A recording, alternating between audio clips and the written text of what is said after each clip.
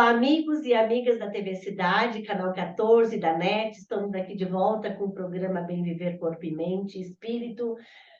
E hoje eu tenho novamente aqui um amigo querido meu, uma pessoa muito inteligente, uma pessoa que me faz refletir, trazendo ele aqui através da plataforma Zoom para a gente discutir um pouco, um bate-papo sobre educação, sobre o futuro da educação, né? E o que isso, né, pode estar influenciando na nossa qualidade de vida e nosso bem viver.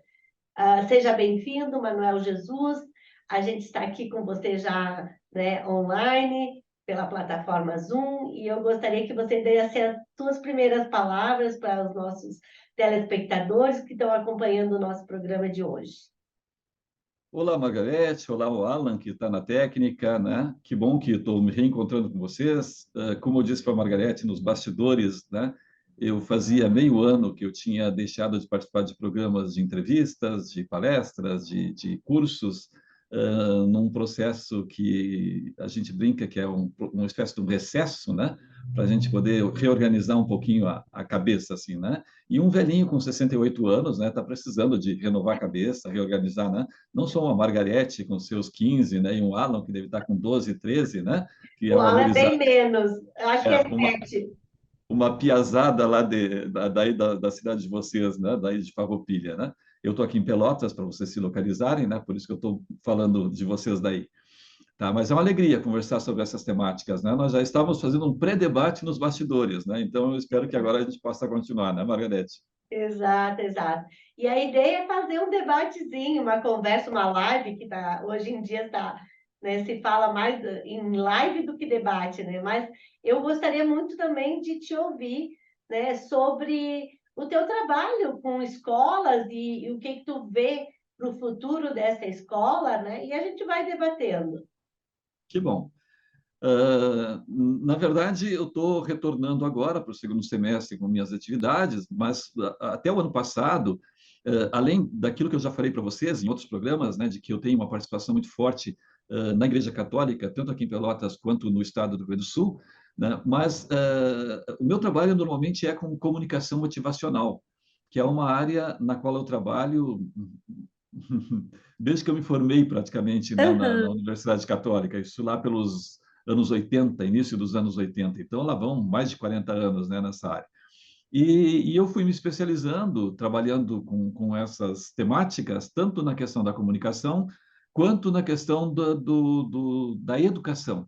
Eu não chamo de ensino, né, porque a gente trabalha também na questão do ambiente da escola, mas tem muitos outros ambientes onde se dá a questão da educação, né? Só para lembrar, e eu acho que é sempre bom a gente contextualizar, a questão da educação ela inicia antes da escola, ela inicia na Com, família, com né? certeza. Nós estávamos discutindo isso também, né? Inicia na família, quer dizer, é onde tu cria os teus valores morais, né? É onde tu tem as tuas referências. Então, as referências são de todos os tipos, mas especialmente do pai e da mãe, quando a família está bem estruturada, e a maior parte das famílias tem uma estrutura ao menos razoável, né? Então, a gente sabe que é ali que iniciam. Então, a gente pode pensar que é uma bobagem. Olha, não, a questão da educação, ela é só aquela coisa que a mãe faz quando ajuda os filhos a preparar as aulas, né, a preparar os temas e assim por diante. Não, não. Né? Se tu está levando o teu filho, a tua filha, para brincar no pátio, né, e a criança está aprendendo a plantar, né, quer dizer, enquanto tu está regando o jardim, enquanto tu está trocando mudas de planta, né, tu está dando para ela um baldinho, está dando né, uma caneca, alguma coisa assim que ela possa regar uma planta, que ela possa ajudar a cuidar da grama, ela também está aprendendo, por exemplo, a cuidar da natureza. Quer dizer, Exato. toda essa questão que a gente fala de ambientalismo, não existe isso somente na teoria. Existe isso quando a criança se dá conta na prática do quanto aquilo que o pai ou a mãe ensinou dentro de casa é importante para a vida dela. Os primeiros Então, modelos são os pais, né, Manuel? Os primeiros modelos de identificação, psicologicamente falando, é os pais, e eles vão se espelhar nesses pais e eles vão repetir comportamentos, e às vezes não adianta eles falarem se agirem diferentemente, né? A criança vai copiar o comportamento. Muito Com mais do certeza. que a oratória, muito mais que o discurso, né? Eu tenho uma sériezinha dessas coreanas, né? Vocês talvez acompanhem, algum de vocês acompanha essas séries que a gente chama de dorama ou K-drama, né? Que são as novelinhas da Coreia do Sul, né? Eu já vi umas E quantas. não, eu vi um monte, né? Velho aposentado em casa, né? E agora especialmente no frio, né? A gente se enrola no cobertor, pega o chimarrão e vai assistir novelinha, né? Sim, E tá eu acho que faz certo. e eu acho que faz muito bem, Com né? E certeza. tem uma que o rapaz descobre o filho porque ele está no banheiro se arrumando e tem uma criança do lado dele que está numa piazinha menor, assim, e a criança praticamente repete todos os gestos que ele faz, todas as manias que ele tem. Quer Uhum, dizer, claro, em algum lugar ele aprendeu isso, né? uhum, E com uhum, certeza foi na referência com o pai, e aí depois as coisas se desdobram e ele vai se dando conta de que realmente a criança é filha dele, né? Ele não sabia, né? Não sabia, ele tinha saído da uhum. Coreia um tempo atrás. Mas essa é uma questão. Claro que a gente não tem condições aqui de tocar com maior profundidade, só para vocês terem uma ideia. Eu estava dizendo para a Margarete que uma outra questão que nos dava embasamento, digamos, até teórico, né, para as questões sociais, a questão ética, a questão moral, por exemplo, eram as igrejas. Né? As Uhum. igrejas, especialmente as igrejas cristãs, que sempre Com certeza. primaram pela discussão da questão ética e moral. Né? Só que as igrejas, infelizmente, hoje, elas estão com grandes dificuldades. Né? Então, as igrejas não são mais aquela referência que a sociedade já teve em tempos passados. Né? Exato. Então, como vocês estão vendo que a família está com dificuldades e as igrejas estão com dificuldades, a criança praticamente chega para ter o processo de educação começado dentro da sala de aula. E Uhum, aí não tem professor que aguente. uhum. Né? Então, o que a gente. E estava contando para a Margarete que esses tempos eu fiz uma palestra e disse: olha, eu defendo que, de repente, as mães, especialmente, a Margarete defende que sejam os pais, né? E aí nós estávamos Também discutindo pode. Também quem é, pode. quem é que fica mais em casa, né? Então, que o pai, que a mãe, especialmente, pudesse ganhar um salário para ficar em casa para acompanhar crianças, né, em processo educacional, né? Especialmente quando são crianças que têm algum tipo de síndrome, né? Ou alguma deficiência, alguma coisa assim, né? Você sabe muito bem que quando acontece esse tipo de evento, né? De uma criança que tenha síndrome de Down, por exemplo, ou que seja autista, por exemplo, né? Quem passa a dedicar mais tempo cuidando dessa criança, quase sempre é a mãe. Então, Uhum. claro, vocês podem até me citar exemplos de pais homens, né, que passaram a cuidar dessa criança, né? Mas isso não é a regra, Não é. isso é a exceção. Isso é a exceção.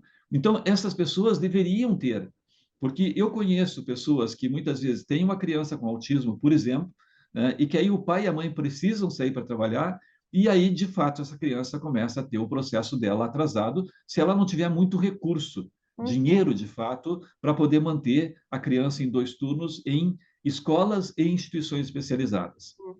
Então, Na fala, Mari. verdade, Manuel, deixa a questão da deficiência ali, eu trabalhei 20 anos praticamente, né? Eu sei o quanto as mães carregam esse filho com elas, mesmo fora da barriga, é a mãe que carrega, e isso eu também atribuo à questão culpa, como a mãe que gerou, a mãe que carregou no útero, ela tem essa relação, né, de bastante culpabilização. Os pais culpam porque ela que gerou, ela é a culpada da criança nascer assim. Então, realmente, a mãe, eu concordo contigo, ela assume junto e ela assume para ela, sozinha praticamente. E muitas vezes os pais se sentem abandonados, né, pelas suas esposas e acabam caindo fora, inclusive, né? É muito É, comum pais abandonarem as esposas com um filho com deficiência, né?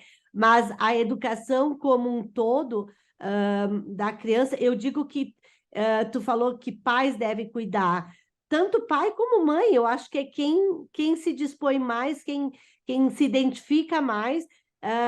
Nós estávamos falando sobre o papel da paternidade, que tem tribos, né, árabes que quem cuida das crianças é os homens, né? A mãe é que sai para fazer negócio. É um papel socialmente estabelecido. Margaret Mead já falava, né? a antropóloga, que ela visitou tribos indígenas não civilizadas, onde quem cuidava, ela trouxe bonecas e quem pegou as bonecas foi os meninos, porque eram os meninos que cuidavam dos bebês, né? É um papel socialmente estabelecido. Claro que é difícil mudar, a gente é muito apegado ao conservadorismo, né, que nem tu falou, mas eu acho que isso pode estar mudando. Eu vejo em muitos homens, muitos jovens participando muito mais da educação dos filhos do que uma vez, né? Com certeza. Só para que as pessoas se deem conta, porque essa questão do conservadorismo, eu e a Margareth estávamos conversando antes, né, nos É. bastidores, né, que eu dizia para ela que a sociedade é conservadora em excelência, né, assim como a nossa sociedade, e nós, né, eu estou falando de mim, Manuel, da Margareth, né, porque ela reconheceu, nós também somos preconceituosos em certas questões, assim, né, embora a gente faça o discurso, e vocês devem ter acompanhado, eu contei para a Margareth, né, do exemplo dos três rapazes que estavam num bar e que aí a garçonete chega e diz assim, amiguês, o que vocês vão querer? Né? E aí eles perguntam, mas por que amiguês? E ela diz, ah, não, porque nós aqui somos um bar de inclusão. Né? E aí um deles pergunta, mas vem cá, o cardápio de vocês não está em braille. Então, quer dizer que as pessoas com deficiências físicas não são inclusas? Né? E aí o outro pergunta, mas eu não vi rampa de acesso. Então, significa que os deficientes físicos não estão inclusos? Né? E assim eles citam uma série de exemplos de coisas que eles não tinham, mas pela moda, Uhum, literalmente pela uhum. moda, né? Eles se achavam que eram inclusos, né? Inclusivos, né? Só porque Porque estavam trocando uma palavra. uma Né? palavra. Uhum. Só por uma palavra. Quer dizer, não, a sociedade é. Agora, eu gostei dos exemplos da Margarete e ela foi bem clara, né? Isso não significa o padrão da sociedade ocidental, né? São Então, padrões de exceção, né, em determinada sociedade, em grupos fechados, em determinadas localidades. Quer dizer, uhum. olha, pode acontecer? Pode. É a regra? Não, é a exceção. Né? Então, que o pai cuide. Quer dizer, aí eu gostei muito do que a Margarete disse, né? A mãe carrega a criança, literalmente. Além de carregar na barriga durante todo o período de gestação, né, ela carrega aquela responsabilidade emocional que ninguém tira da mãe. Não Agora, corta o cordão umbilical, né? não corta o cordão umbilical, né? Não corta, Mesmo, né? por praticamente toda a vida. Por praticamente. Simbolicamente não se corta, né? Eu É, sei que é. eu não cortei dos meus 4 ainda. É, e eu achei muito interessante porque a Margarete mesmo dizia, né, que de repente as pessoas, até por isso, né, por toda essa carga emocional, acabam se sentindo responsável, né, pela questão, por exemplo, da deficiência, né, ou de alguma síndrome, né, ou por ser portador de síndrome de Down, ou por ser autista, ou qualquer outra coisa, se acham responsáveis. Não, a ciência já está comprovando que não é assim, né, obrigatoriamente não é a mulher que é responsável. E não é uma questão de ser responsável, né? É uma questão de uma série de conjunções, né? Que agora aqui, claro, a gente não vai ter tempo de poder explicar, né? Que acontecem e tornam possível essa criança. E a Na maior parte verdade, das crianças a síndrome de Down é um acidente genético. é, Acontece na hora da fecundação. Então, não é genético, é, não vem de nenhum dos dois, né? Mas até as pessoas entenderem isso é um longo caminho, né? E é um problema porque a gente fica pensando assim, quem tem um filho com síndrome de Down ou tem um autista, por exemplo, que são os casos mais comuns, por isso eu estou citando aqui, né, sabe que vai ter mais dificuldades, vai precisar de mais carinho com essa criança, mais desvelo com essa criança, quer dizer, de ficar acompanhando por mais tempo. E aí, muitas vezes, acontece exatamente isso, né? De que o pai já trabalha, a mãe precisaria trabalhar para sustentar a casa, para ajudar a sustentar a casa, né? Ou o homem trabalhar para ajudar a sustentar a casa, que senão a Margarete, né, já vai me dizer assim que, né, não, muitas vezes a mulher é a principal e o homem é o acessório na questão de sustentar. Tá bem, Pode, Margarete, tá bem, pode. tá bem, tá bem. Ah, não deixa ela tirar uma pedra em mim quando eu disser essas coisas aqui, ó. Não tem pedra aqui, Manuel. Não tem nada, nada. Não, o Aqui microfone tem nem a que seja. caneca, tem a Só a caneca. caneca, só a caneca. Então, muitas vezes para a questão de criar renda, mas olha, você sabe muito bem. Primeiro, todos aqueles que recorrem ao Estado, por exemplo, para pedir que ajudem a criar o seu filho, têm muitas dificuldades. Os serviços ainda são profundamente carentes, né? Uhum. Profundamente carentes. E quem coloca em lugares que são de melhor atendimento, sabem que vão ter que pagar caro por isso. E aí, muitas vezes, não tem realmente condições. E por isso, numa conversa, eu disse para o pessoal, né? Digo, olha, eu, a essa altura do campeonato, eu defendo que as mães tenham o direito a um salário mãe. Quer dizer, Eu que ia elas falar, possam. eu ia te interromper dizendo que tem um país europeu, eu não sei qual te dizer, mas é um país europeu que paga um ano de salário, tanto para o pai como para a mãe. Eles podem se dividir esse um ano, ficando em casa com a criança e recebendo seu salário. É Interessante. possível. Um Quer ano dizer, já é uma grande vitória, né? claro, tem N alternativas, né? E claro, né? Quer dizer, nós estamos falando ainda da família, mas a gente podia passar adiante e chegar à escola. Então, vocês veem, assim, mesmo os professores da rede privada, né? Eles hoje enfrentam muitas dificuldades, Muito. né? Eu estava conversando com a Margarete a respeito de alguns pais que acham que porque pagam a questão da mensalidade se dão o direito de achar que podem, digamos, influenciar na questão da definição de filosofia de trabalho da escola.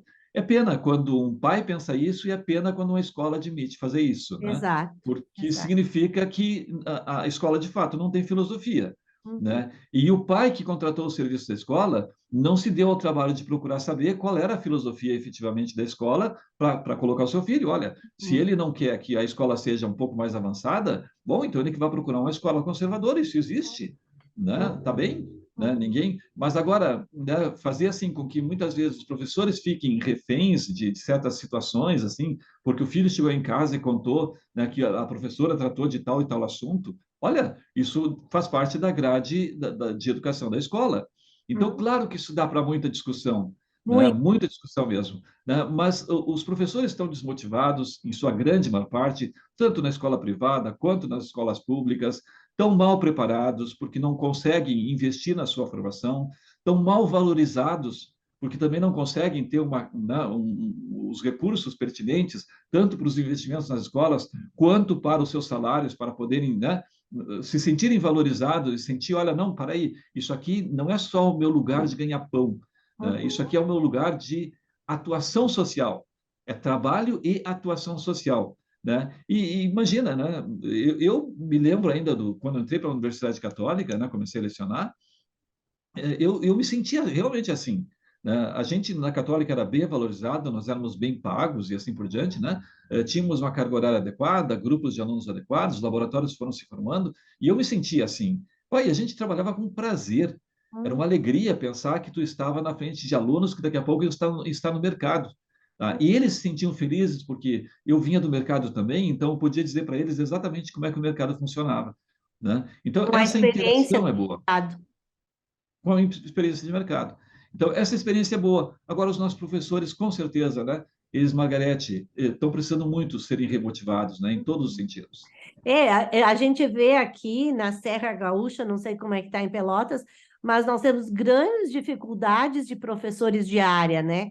A partir do ensino, as séries finais, do ensino fundamental, português, história, geografia, passando, né? Chegando até o ensino médio, é óbvio, né? Que o ensino médio também, ninguém mais quer fazer geografia, ninguém mais quer fazer. Eu tinha a filha de uma amiga minha que queria fazer história, se eu não me engano, e ela teve que esperar 3 anos para formar uma turma para lecionar história, para fazer a graduação em história. Ninguém mais quer, pela não valorização, pelo nível de estresse que é lidar com crianças e adolescentes, né? Dentro da sala de aula, que vem com toda essa carga de não formação de valores educacionais, né, lá da família, mas há de se pensar em algo talvez revolucionário, talvez se educar esses pais, né, para educar melhor, quem sabe? Nós temos que ter escolas para pais. Eu já ouvi falar de escolas para pais. É, é.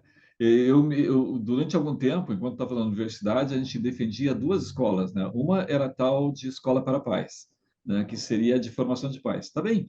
A gente sempre pensou que a questão da paternidade e da maternidade era meio que inerente à questão da figura masculina e feminina. Não, não é bem assim. Né? Tem muita gente que não tem a menor noção, né? Talvez até porque falharam os pais, e aí falharam os pais dos pais, e assim por diante, né? Então, tem problemas aí. Agora, claro, e nós falávamos de outra escola, que era a escola de governo, assim, formar quadros adequados, porque tudo isso, infelizmente, Margarete, passa pela questão política, Hum. né? A questão da educação, especialmente, né? Olha, hoje a gente discute muito a questão de escola de dois turnos aqui no Rio Grande do Sul, dois turnos aqui no Rio Grande do Sul, né? Isso é o óbvio, né? Para uma situação social em que os pais precisam realmente trabalhar, né? Uma escola responsável pela questão de que assim, olha, eu vou soltar o meu filho às 7 horas da manhã na escola, posso buscar ele às 7 horas da noite e ele vai estar dentro da escola. E ele vai estar com atividades, ele vai estar com processo de formação e vai ter professores bem formados e todos eles presentes, né? Não somente na questão do ensino, né, em si, que a gente se refere a ensino quando fala de, como disse a Margarete, né, de matemática, português, história, geografia e assim por diante, né?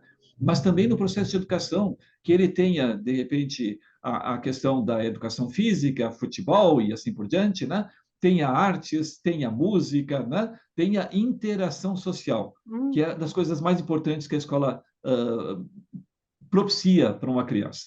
Exato, porque o conhecimento hoje ele está muito acessível, né? É muito fácil, não é na nossa época que nós tínhamos que ir na biblioteca, ou na época dos nossos pais, que ia até o terceiro livro, aprendia a ler e escrever, e deu, né? Era 4 anos, tinha que voltar para a lavoura, e com muita dificuldade, inclusive, até o quarto ano. Nós já tivemos biblioteca, nós já tivemos aí já a Barça em casa, ou outra qualquer, outra coleção, que a minha virou lixo, inclusive, foi colocada no lixo, né? Porque hoje não se tem, nem as bibliotecas querem mais aqui, foi colocado como lixo seco, enfim. E, Reciclável. mas hoje o conhecimento está muito acessível, né? Até para as classes de nível, né, com um nível mais baixo, né? A Com certeza. internet está muito Propicia. acessível, muito generalizada entre todas as classes. É muita informação. Mas a questão emocional de lidar com emoções e conflitos, eu acho que é o grande desafio para o ser humano. É, A escola tem que se modernizar, eu acho, e a gente tem que começar a pensar em educação emocional, né? O que tu é. acha, Manuel? Com certeza, com certeza. A questão da educação emocional é a questão da comunicação motivacional, Uhum. né? É É o exatamente que tu isso. faz? É correlato, literalmente correlato. Uhum. Eu só queria brincar com vocês, assim, vocês estão vendo a imagem ao meu fundo, né? Eu estou Oh, na minha biblioteca, no meu escritório, né? E eu acho que dá para ver, né, Margarete? sim, sim, Tá? com Tá? certeza. E eu aqui tenho duas paixões, né? Vocês estão vendo aqui do meu lado, né, uma parte da minha biblioteca, e aqui do outro lado um quadro do Pequeno Príncipe, né? Que Hum. são duas das minhas paixões, né? Tá o Pequeno Príncipe e a Rosa ali ao lado e a raposa, né? Aham. Né? Tu tem como levantar a câmera um pouquinho? Vamos ver se eu não faço Fazer? estrago. Não sei se eu faço Aí. estrago. Dá para Ah, que ver? bonito! Lindo quadro. Tá. E ali é o meu canto, Ah, né? é grande, é uma baita biblioteca. É, é, é, é É um o lugar meu muito agradável. o meu canto de.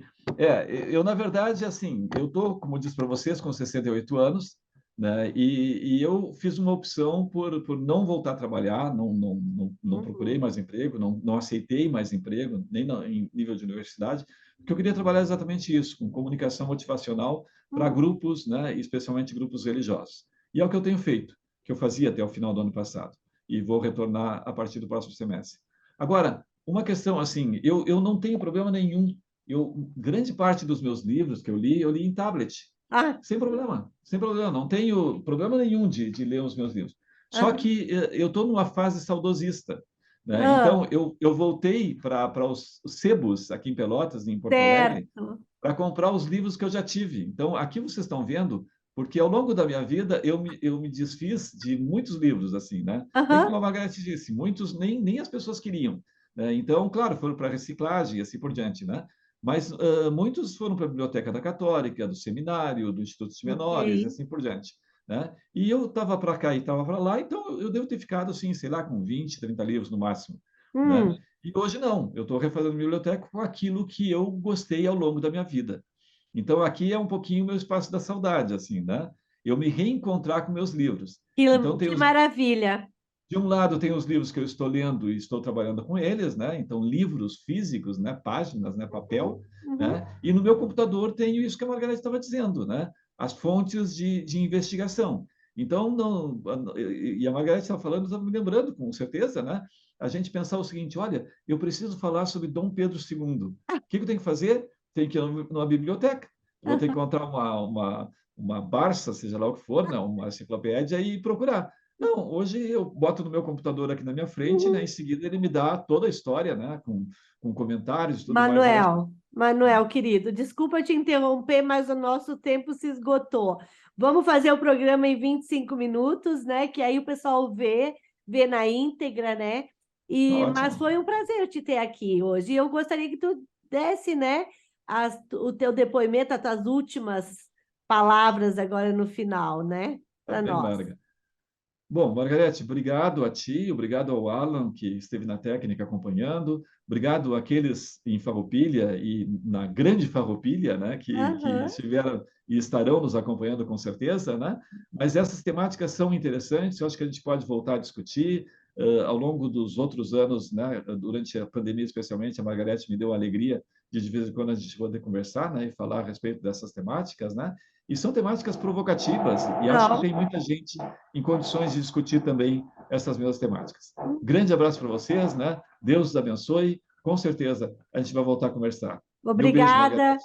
obrigada a todos que nos acompanharam até agora e agradeço muito a participação de vocês e espero que tenham gostado do programa e até o próximo, né? Até o próximo nosso encontro aqui no na TV Cidade, Canal 14. Um abraço no coração de todos.